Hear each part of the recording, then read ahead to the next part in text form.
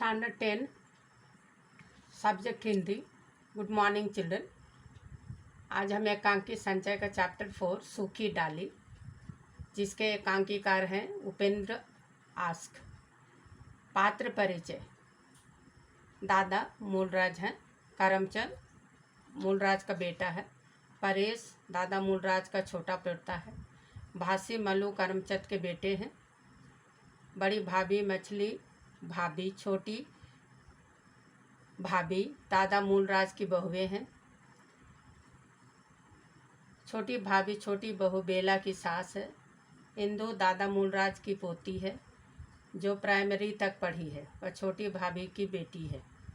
रजवा घर की मिश्रानी है। अब इस एकांकी का सारांश। सूखी डाले एकांकी के कथानांक में सम्मिलित परिवार की कथा वस्तु को संजोया गया है। दादा मूलराज ने बड़ी सूझबूझ और बुद्धिमानी से अपने परिवार को एक वट वृक्ष की भांति एकता के सूत्र में बांध रखा है। परंतु जब से छोटी बहू बेला इस परिवार में आई है, तब से थोड़ी अशांति का वातावरण उपस्थित होने लगा है। बेला ग्रेजुएट है तथा इस परिवार में सबसे अधिक पढ़ी लिखी। वह एक संपन्न घराने से आई है, इसलिए अपने मायके के सामने किसी को कुछ नहीं गिनती। उसने परिवार में पिछले 10 वर्षों से काम करती आ रही मिश्रानी रजवा को यह कहकर काम से हटा दिया कि उसे काम करना नहीं आता। बेला की इस व्यवहार से बड़ी बहू इंदु, छोटी भाभी आदि सभी परेशान हैं। यही नहीं, वह अपने पति परेश को भी घर के पुराने फर्नीचर को लेकर खूब सुनाती है। वह कहती है, मैं तो इस गले सड़े सामान के कमरे के पास फटकने तक ना दूंगी। इस बेडौल फर्नीचर से तो नीचे धरती पर चटाई बिछाकर बैठे रहना अच्छा है। वह बात बात में अपने मायके की तारीफ करती नहीं थकती। बेचारा परेश अपना समूह लेकर रह जाता है। यही नहीं, वह घर के कामकाज करने से भी नाक पाँव सिकुड़ती है। दादाजी ने 4 कपड़े धोने को दिए हैं, वे भी गुसलखाने में पड़े हैं।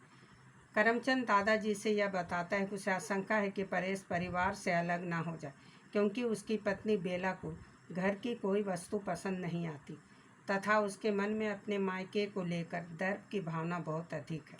परेश भी दादाजी से बेला के संबंध में बात करते हुए अत्यधिक संकोच के साथ यह बताता है कि बेला का मन इस घर में नहीं लगता तथा उसे घर का कोई सदस्य भी पसंद नहीं करता।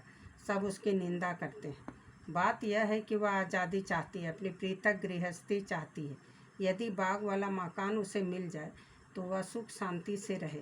परेश की बात सुनकर दादा उसे सुझाव देते हैं कि वह बेला को साथ लेकर बाजार से उसकी पसंद की चीज़ें खरीदवा दे।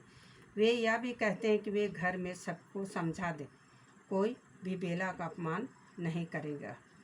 दादाजी घर के सभी सदस्यों को बुलाकर समझाते हैं तथा कहते हैं, बेला एक बड़े घर की बेटी है, उच्च शिक्षा प्राप्त है, वहाँ सबसे आदर पाती, इसलिए यहाँ भी उसे उचित सत्कार मिलना चाहिए।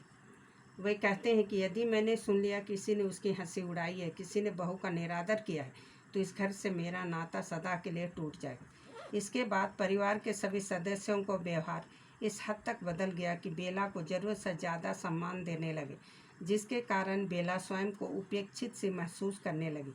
उसे लगा जैसे वो परायों में आ गई है। जब वह परेश से इस बात की शिकायत करती है तो परेश को भी आश्चर्य हुआ। एक दिन इंदु ने बेला को बता ही दिया कि दादाजी ने घर के सभी सदस्यों को समझाया था कि घर में सबको आपका आदर करना चाहिए, क्योंकि दादाजी परिवार के सदस्य का परिवार से अलग होना नहीं सह सकते हैं। बेला की मानसिकता बदल गई। उसने निश्चय किया कि वह सबके साथ मिलकर काम करेगी। एक दिन जब दादाजी ने उसे कपड़े धोते हुए देखा तो उसने उन्हें टोका, लेकिन बेला ने कहा, आप पेड़ से किसी डाली का टूटकर अलग होना पसंद नहीं करते, पर क्या आप यह चाहेंगे पेड़ से लगे वह डाली मुरझा जाए? और इस प्रकार परिवार एक सूत्र में बंधा रहा। उसकी कोई भी डाली ना तो सूखी और ना ही टूटकर अलग हुई। Thank you children.